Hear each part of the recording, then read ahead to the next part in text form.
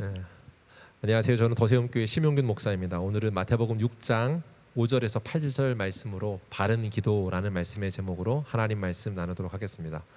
우리는요 산상수훈의 말씀에서 특별히 하나님께서 원하시는 마음 또 그리고 우리가 잘못하고 있는 오용 이것을 같이 비교하고 살펴보는 시간들을 갖고 있습니다. 예수님께서는요 하나님께서 이미 가르쳐 주셨는데 그들이 오용하고 있는 것들을 바로 교정해 주는 것을 산상수훈의 말씀을 통해서 하나님 나라가 열렸어 라고 하면서 바꿔주고 교정해 주는 일들을 하고 계시죠.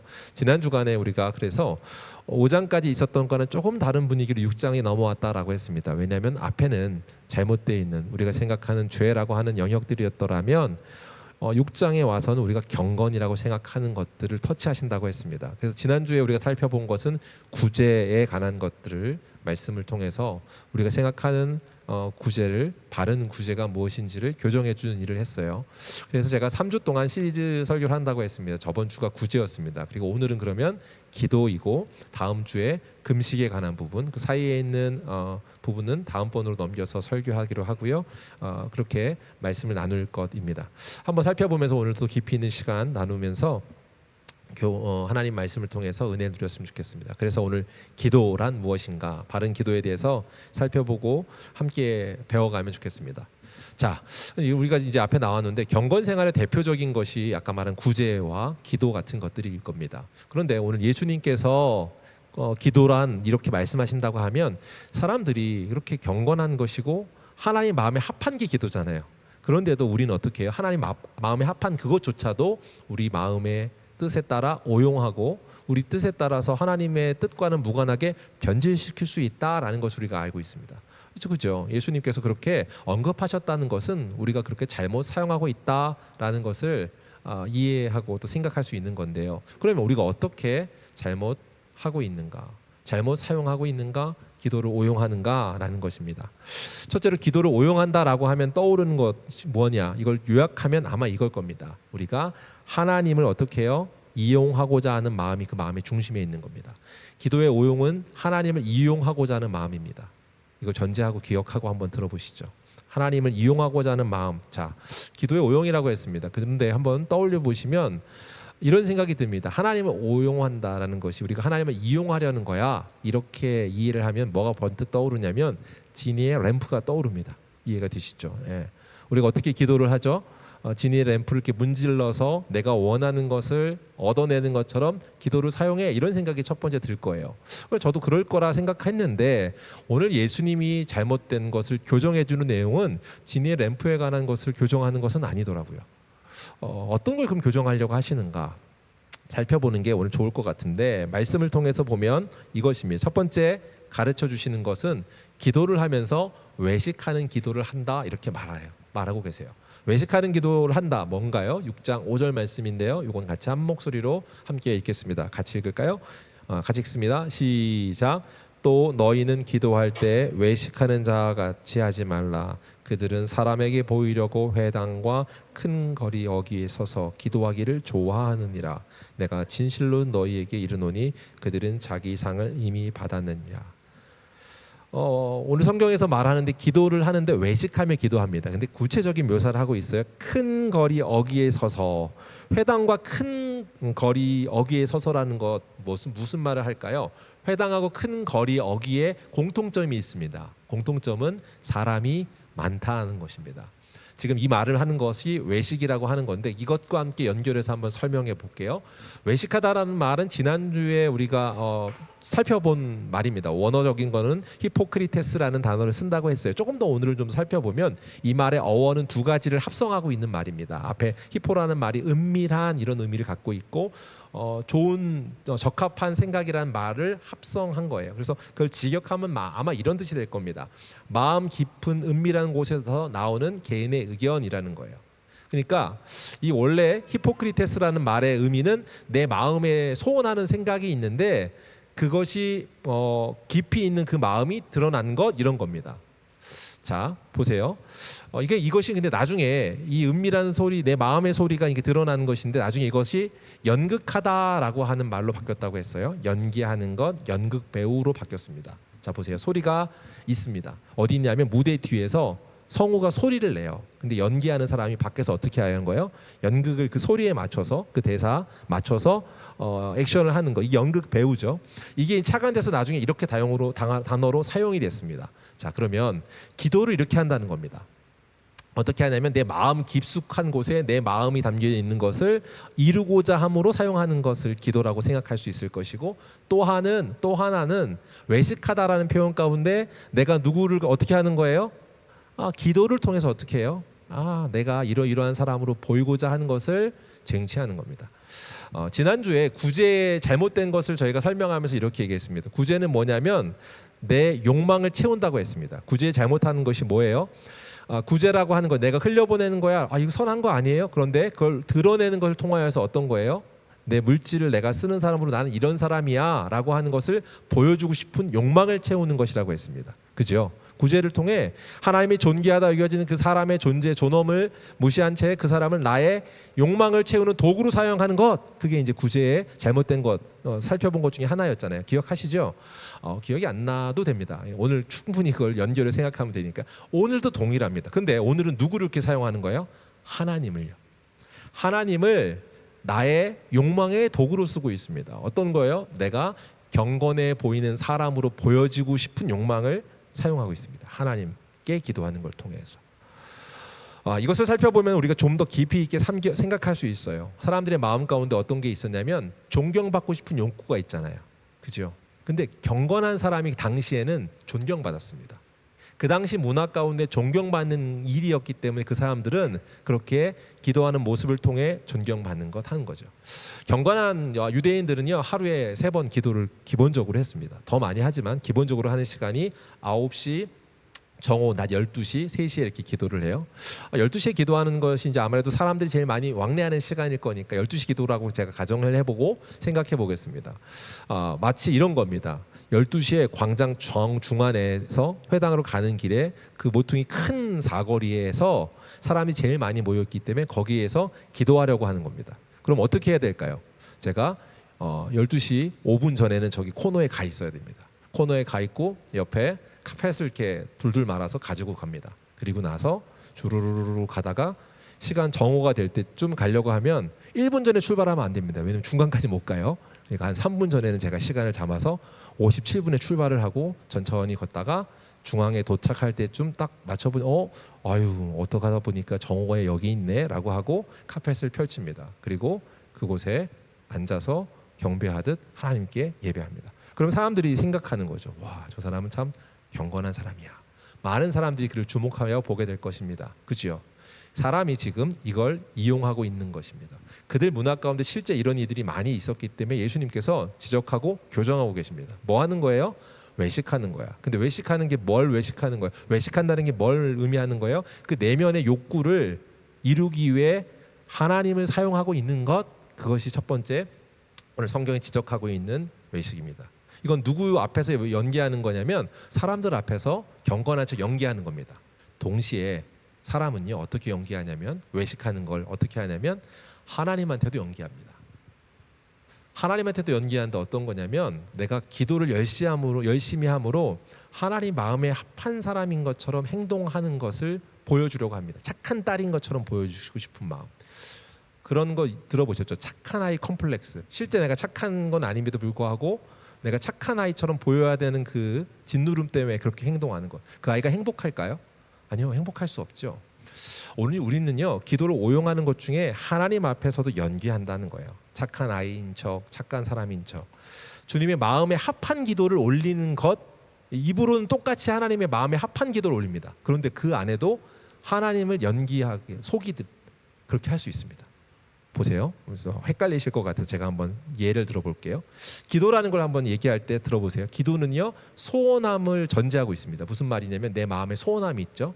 내 마음의 소원함을 하나님께 진짜 원하는 것이 무엇인지 아뢰는 것이 아마 기도의 그 모습을 통해 알 수 있는 거겠죠. 그러니까 기도를 한다는 건 그 사람이 정말 바라는 것, 그게 아마 연결될 겁니다. 그죠? 이거 기억하세요. 그리고 한번 생각해 보시죠. 예를 들어볼 건데요. 제가 기도를 열심히 할 때가 있습니다. 어느 때보다도 전심을 담아서 기도하는 순간들이 있는데 언제 제가 전심을 다해 기도할까요? 예. 갑자기 다 침묵이 흘러요. 예? 예. 네? 아, 힘든 일이 있을 때, 감사합니다. God bless you. 예, 답해 주셔서 감사합니다. 예, 힘든 일이 있을 때요. 그러면 평소에 제가 힘들지 않을 때는 그럼 기도를 열심히 안 하게 되잖아요. 근데도 일주일에 한 번은 제가 중요한 패턴처럼 열심히 기도하는 순간이 옵니다. 언제일까요? 요일로 치면 언제일 것 같으세요? 토요일. 예, 왜 그럴까요? 예, 주일 설교가 잘 준비를 해야 되는데 잘 안 돼요. 그러면 제 마음 가운데 설교가 잘 안 풀려요. 그러면 또 설교를 준비하는 중에 마음 가운데 기도를 다른 때보다 훨씬 더 깊고 열심히 하겠죠. 예. 제가 주님 오늘 저의 실력 없음을 하나님께 인정합니다. 주님 그러므로 저의 부족을 통하여서 성도들이 굶는 일이 없게 하십시오. 주여 도와주십시오. 라고 이 기도를 반복해서 올리는 겁니다.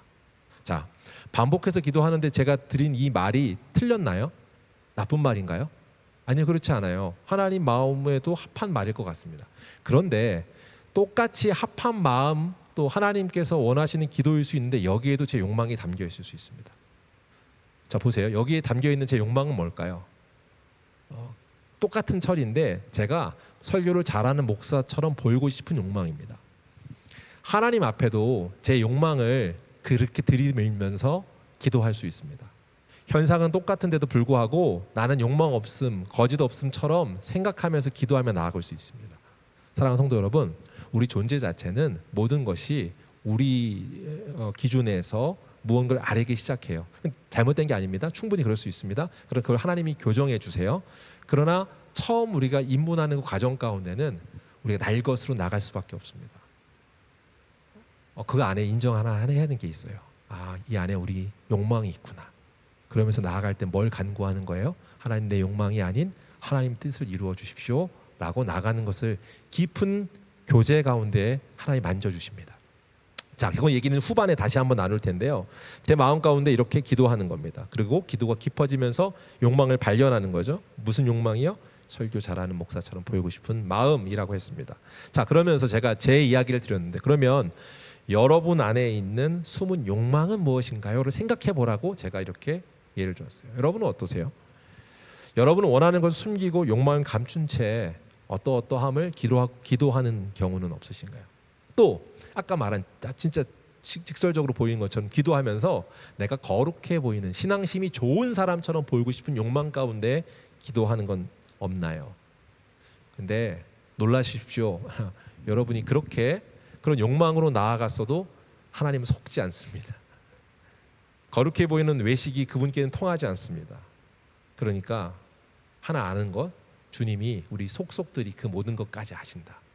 이 사실은 참 우리가 부끄럽기도 하지만 소망이 됩니다. 왜냐하면 하나님이 아시기 때문에 우리를 교정해 주시니까요. 그 이야기는 후반에 제가 다시 한번 살펴보도록 하겠습니다. 자, 제 첫 번째 제 욕망이라고 말을 했습니다. 근데 이 욕망을 하나 더 설명해 드릴게요. 더 설명해 드린다는 건데 두 번째 이들의 문제이기도 한데 제 욕망과 연결해서 한다면 저는요 이렇게 기도하는 시간으로 토요일 날 특별히 더 기도한다고 했잖아요. 토요일 날 더 기도를 열심히 한단 말이에요. 열심히 기도하는 것을 통해서 제가 얻고 싶은 게 있습니다. 그게 뭐예요?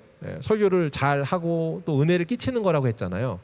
그런데 제가 기도를 열심히 하면서 깊이 하면서 시간을 내는 것을 통해서 어떻게 말하느냐면 제가 하나님을 통제하고 싶어 합니다. 무슨 말이냐 하면 제가 기도를 열심히 했기 때문에 당신이 들어주셔야 합니다. 제가 열심히 지금 기도하고 있잖아요. 하나님, 그러므로 제 뜻이 이게 악한 마음이 아니잖아요. 성도들이 오늘 은혜를 받아야 되는데 그 은혜를 받아달라는 정당한 기도잖아요 라고 하면서 제가 정당성을 주장하듯 제 마음의 소원함을 이루는 것과 이게 충돌되면서도 여전히 그걸 감추고 하나님을 통제하듯 하나님을 조정하듯 그것을 들어주셔야 합니다라고 몰아세우려는 성향이 인간에게 있다는 겁니다. 자, 보세요. 오늘 두 번째 그 의미를 얘기하는데 7절 말씀에 한번 보시죠. 같이 읽겠습니다. 같이 읽습니다. 시작. 기도할 때 이방인과 같이 중언부언하지 말라. 그것을 자, 여기 중언부언이라고 했습니다. 중언부언이라는 말은 우리나라 말로는 이미 산 말을 되풀이한다 이런 뜻입니다. 그죠? 이미 한 말을 되풀이하는 것이에요. 그러니까 기도하는데 이미 한 말을 되풀이하지 마 이렇게 말하는 걸까요? 자, 원어로 보면요. 원어 성경에서는 바탈로게오라는 단어를 썼습니다. 바탈게라오라는 단어는 그러니까 블라블라처럼 그냥 이렇게 의미 없이 계속 반복하는 말 같은 것을 지금 지적하고 있는 겁니다. 그러니까 기도하는데 이방인들이 아마 그랬던 것 같아요.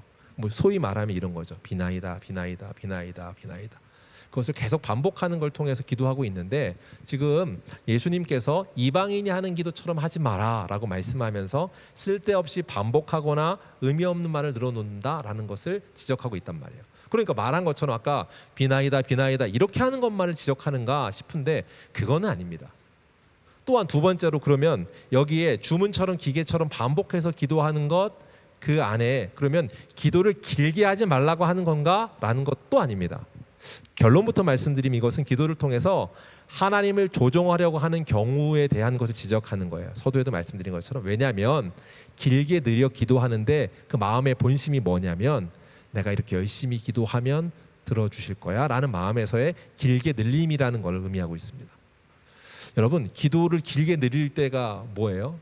내가 이제 기도를 잘해 보인다라고 하는 외식적인 거 말고 이것도 방금 말한 것처럼 기도를 길게 간구함을 통하여서 하나님 응답해 주셔야 합니다 라고 하는 마음으로 나아가는 태도, 그걸 말하고 있습니다. 긴 주문처럼 반복하는 말 우리가 사용하지요.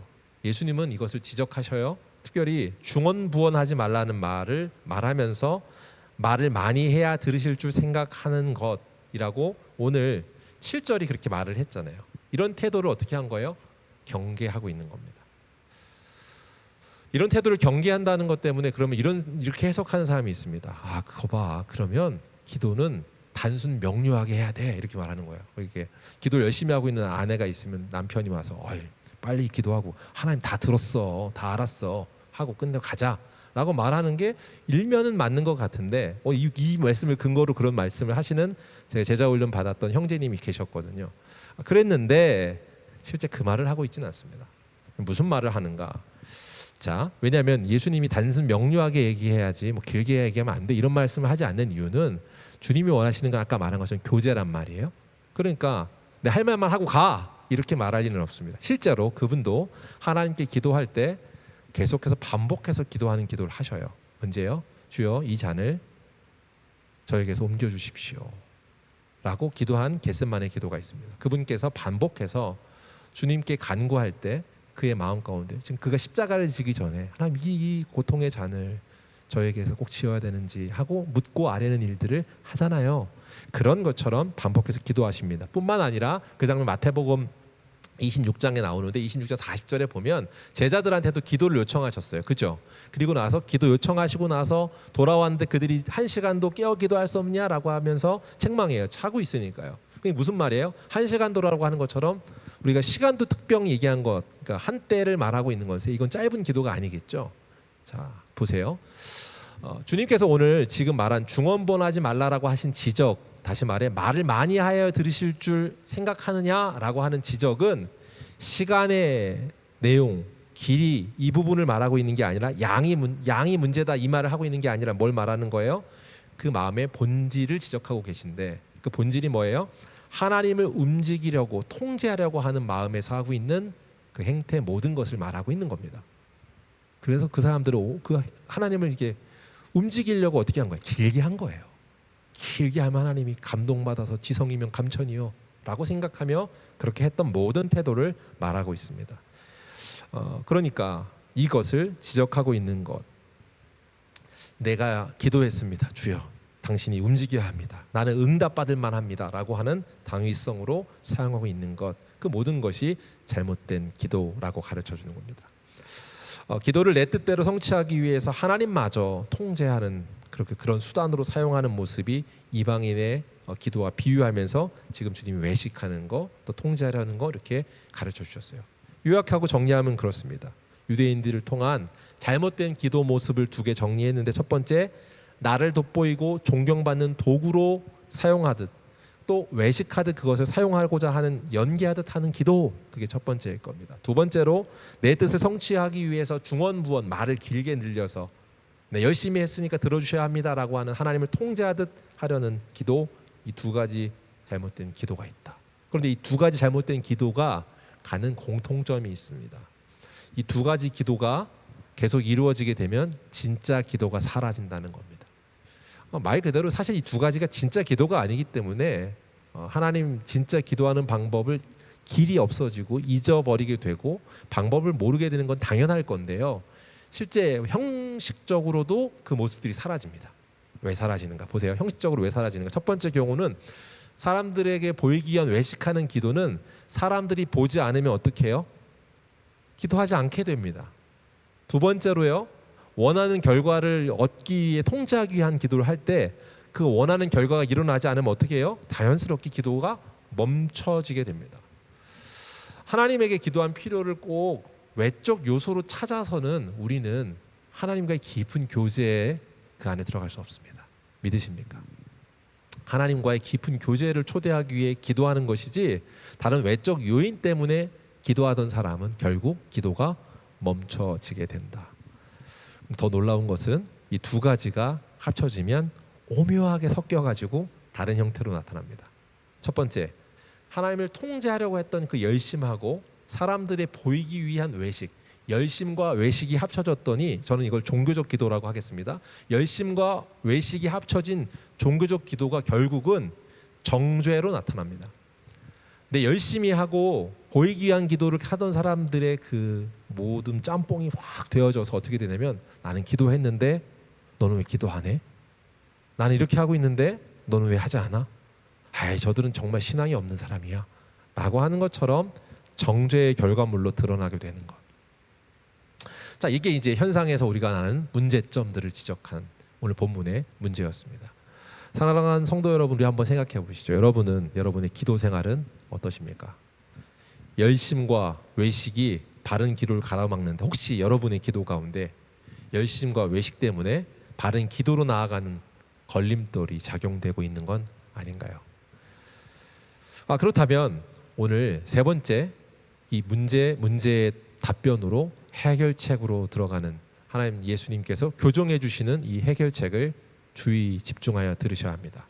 구조가 이렇다고 그랬잖아요. 문제 해결로 하고 있는데 그래서 앞서 말한 것처럼 5절과 7절이 문제면 6절과 8절에 주님께서 바른 기도에 대한 것들을 답을 주세요. 그걸 한번 살펴보는 겁니다. 저는 이것을 복음적 기도라고 명하겠습니다. 이것을 비교하면서 설교하신 분들이 종교적 기도와 복음적 기도라는 표현으로 이것들을 정리한 분들이 여럿 되시더라고요. 저도 그 부분에 동의가 됩니다. 왜냐하면 이 바른 기도를 가르쳐주는 분이 누구냐면 예수님이니까요. 그분이 오심을 통하여서 우리가 이 기도가 가능해졌으니까요. 그래서 그 소식, 오심의 소식인 복음, 그분을 통해서 우리가 바른 기도로 교정받음, 이걸 우리가 복음적 기도라고 이해하시면 이해가 더 깊어질 것 같아요. 하나님 나라가 그분을 통해 열렸습니다. 그러면 하나님 나라 백성으로서 우리가 누릴 수 있는 그리스도의 마음에 합한 기도는 무엇인가? 그것을 우리는 깊이 배우고 묵상할 수 있습니다. 실제로요, 주님이 이제 오늘 본문에, 그러니까 6장에는 주님이 기도를 가르쳐주는 장면이 길게 나옵니다. 이름하여 여기에 뭐가 나오냐면 오늘 본문 8절 끝나서 9절부터는요 주기도문이라고 우리가 알고 있는 주의 기도가 나옵니다. 아시죠? 예. 산상수훈에 기록되어 있기도 하고 우리가 주기도문으로 암송하듯 암송하고 있는 그 내용이 여기 나와요. 그러니까 그리스도의 마음에 합한 복음 중시적 기도가 무엇인지를 아주 잘 설명하고 있는 장면이에요. 그런데 오늘은 그 본문까지 다루진 않지만 물론 그 본문은 나중에 따로 떼서 다룰 겁니다. 시리즈 설교가 3가지가 끝나고 나서 추후에 다룰 예정인데, 자, 오늘 본문에 기록한 이 기도는 그럼에도 불구하고 우리가 복음적 기도를 하기 위해서의 출발점으로 꼭 알아야 되는 이야기를 가르쳐주고 계십니다. 그게 8절에 나옵니다. 8절 말씀 한번 같이 읽을까요? 같이 읽겠습니다. 시작. 그러므로 그들을 본받지 말라. 구하기 전에 너희에게 있어야 할 것을 하나님 너희 아버지께서 아시느니라. 아멘. 우리가 기도하는 바른 기도, 복음적 기도의 출발점은 뭐냐면 우리가 기도하는 대상, 간구하는 대상을 바로 아는 겁니다. 성경에서요, 간구하는 대상을 오늘 누구라고 말하냐면 아버지라고 말하고 있습니다. 할렐루야. 여러분, 우리가 기도하는 그분이 우리의 아버지 되십니다. 이건 놀라운 일입니다. 천지 만물 우주의 창조자이시고 이 모든 출발점 되시는 그분이 우리의 아버지라고 말해요. 인류의 그 어떠한 종교도 신을 아버지라고 부르는 종교는 없습니다. 유사한 표현을 쓰는 것, 일정 부분의 단어를 차용하긴 하지만 우리가 지금 이해하고 있는 기독교에서 가지고 있는 그분과 우리의 친밀한 관계에서의 아버지라고 불리는 것처럼 하나님은 신을 대하는 종교는 없습니다. 근데 우리에게 이것을 선물로 주셨습니다. 어떻게 해요? 하나님 나라가 열려서요.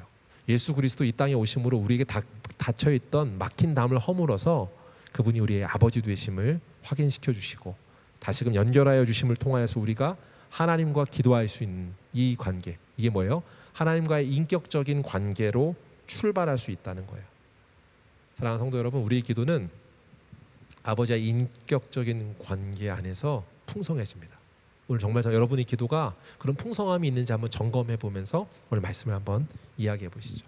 두 번째로 오늘 성경에서 지금 표현한 8절에 보면 그들을 본받지 말라라고 하면서 비교하면서 말하고 있는데, 그 본받지 말아야 되는 이유 중에 하나가 뭐냐면 이 하나님께서 너의 아버지신데 이 아버지는 뭐예요? 이미 너의 간구할 것을 알고 있기 때문에 구할 필요가 없다라고 했어요. 무슨 말이에요? 너의 필요를 아신대요. 이미 아신대요. 그러므로 네가 구할 것이 없다는 사실이 분명하다라는 거예요. 아버지가 여러분 아십니다. 할렐루야. 여러분의 아버지가, 우리 아버지가 구하기 전에 이미 아세요. 우리의 상황을 아세요. 그러므로 우리의 기도가 달라지게 될 것입니다. 우리가 아신다는 사실은 무엇이 달라지는가? 마태복음 7장에 보면 아버지께서 아신다는 내용에 대한 것을 분명하게 이렇게 설명합니다. 너희 중에 누가 자기 아들이 떡을 달라 하면 돌을 주며 생선을 달라 하면 뱀을 줄 사람이 있겠느냐? 너희가 약한 자라도 자녀에게 좋은 것을 줄 알거든 하물며 너희 하늘 아버지께서 구하는 자에게 좋은 것을 주시지 않겠느냐? 저는 악한 사람일 겁니다. 그러나 악한 사람임에도 불구하고 자녀에게 좋은 것 준다는 말이 뭔지 저는 공감이 갑니다. 이 본문을 제가 이제 묵상하고 설교를 준비하는데 마음에 막 이렇게 찡함이 있었습니다. 왜 찡함이 있었냐면 이 본문을 다시 한번 상고하고 묵상하는데 아버지가 그렇지라는 말이 제 마음에 이제 동의가 되는 겁니다. 우리 사랑하는 이제 은준빈이가 있습니다. 어제가 이제 우리 예은이가 어제 생일이었거든요. 이제 예은이 이제 생일인데 이 아이를 제가 생각하면서 기도하고 이 아이가 해달라는 걸 다 해주고 싶은 마음이 제 마음 가운데 있습니다. 뭐라도 줄 때 그냥 대충 주고 싶지 않고 좋은 걸 주고 싶은 마음이 제 마음에 정말 충만합니다. 이 동의가 되십니까? 그건 진심입니다. 왜 그러죠? 제가 아빠라서요. 이를 사랑하니까. 최선의 것을, 물론 제 할 수 있는 능력이 한계가 있으나 제가 할 수 있는 최선의 것을 아낌없이 제가 좋은 것으로 주고 싶은 마음이 제 마음에 충만하죠. 하물며 아버지일까 보냐, 하늘 아버지일까. 사랑하는 성도 여러분, 이 사실이 분명하면 우리의 기도가 달라집니다. 무슨 말입니까? 우리가 기도하는 대상이 그분 하나님을 아버지로 알면 우리는요, 우리가 원하는 소원을 나열하는 시간으로 기도를 쓰지 않습니다. 우리가 소원을 나열하는 시간으로 쓰지 않고 하나님 아버지와의 깊은 교제의 시간, 특별한 시간, 그 시간으로 나아가게 되죠. 가끔인데요. 이제 사춘기를 왔고 사춘기에 조금 벗어나는 것 같아요. 이제 예은이가 저랑 이제 대화하는 시간들이 있거든요. 그 시시콜콜한 얘기를 합니다. 물론 저는 다 못 알아듣는 얘기를 해요. 무슨 연예인 얘기하고 막 누구 얘기하는데 제가 잘 못 알아들어요. 근데 그 얘기가 저는 기쁩니다. 왜냐면 나한테 원하는 걸로 진짜 용건만 간단히 딱 할 말하고 가는 그게 아니라 지금 나랑 교제하는 거잖아요. 그 마음에 그 시간이 저한테는 막 자랑거리가 됩니다. 그래서 토다 노트에도 막 써요. 예은이가 말을 걸었다. 이렇게 감사 제목 쓸 때 그런 걸 쓰는 거예요. 오늘 나와 이 아이가 교제했다. 하나님이 얼마나 우리 기도가 그분과 교제하길 원하시는지 상상할 수 없을 만큼 그 크신 하나님도 아버지라는 것을 이해할 때 이해가 됩니다. 그 모든 걸 가지시고 모든 걸 결정할 수 있는 결정권자임에도 불구하고 자녀하고는 교제하는 게 기쁜 거예요. 즐거운 거예요.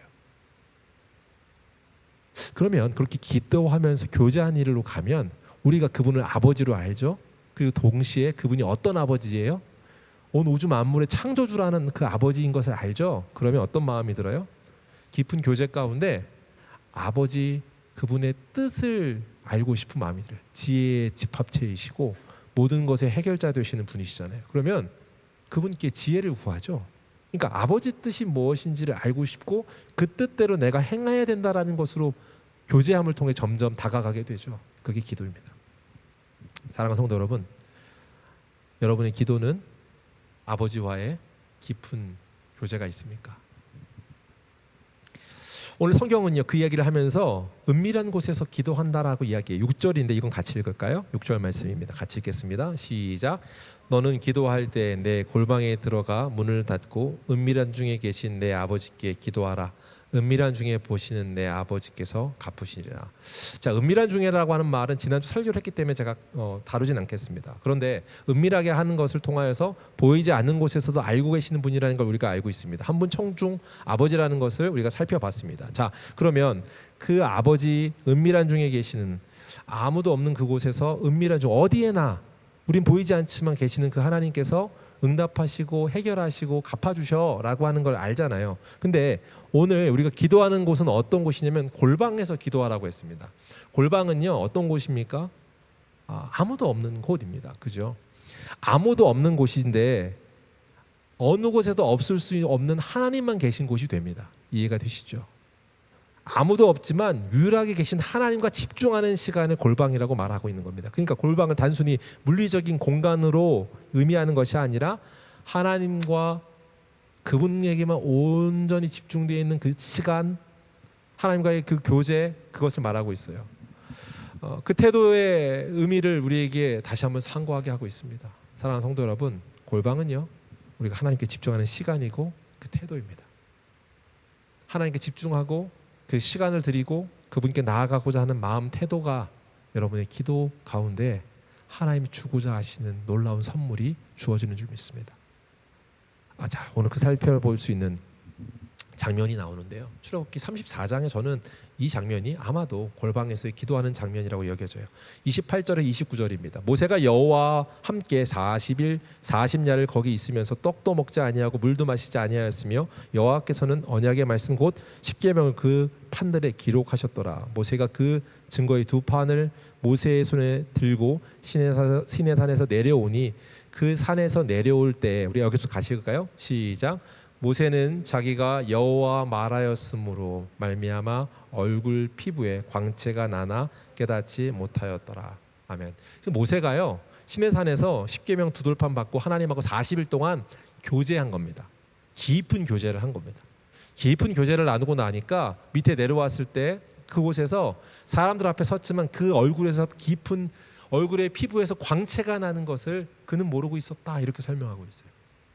40일 동안 깊은 교제를 하면서 하나님의 영광이 빛난 것입니다. 그 마음 가운데, 그의 삶 가운데 하나님의 뜻이 새겨지고 하나님의 그 뜻과 해결책이 그 가운데 가득한 것, 그분의 교제 때문에 채워진 거죠. 사랑하는 성도 여러분, 우리 가운데 이런 골방의 기도가 아마도 모세가 시내산에서 하나님 앞에서 집중하며 드린 기도의 시간과 같은 줄 믿습니다. 사귐과 깊은 교제, 이것은 아파 말하는 외식하지 말아라고 하는 말과 대비되고 은밀한 곳에서 하나님께만 집중하라고 하는 것처럼 하나님과 깊어지는 기도를 의미할 겁니다. 모세의 빛나는 얼굴, 하나님과 깊은 교제, 그것을 통해서 우리는 우리의 변화된 삶을 경험하게 되는 줄 믿습니다. 사랑하는 성도여, 깊은 기도가 우리의 삶을 변화시키는 시간입니다. 믿으십니까? 저는 전도사 시절에도 토요일날 진짜 금식하며 기도하는 일들 많이 했습니다. 왜 금식을 했을까요? 아까도 말한 거예요. 본의가 뭐예요? 설교를 잘하고 싶은 욕심에서 토요일날 일정 부분 금식을 했습니다.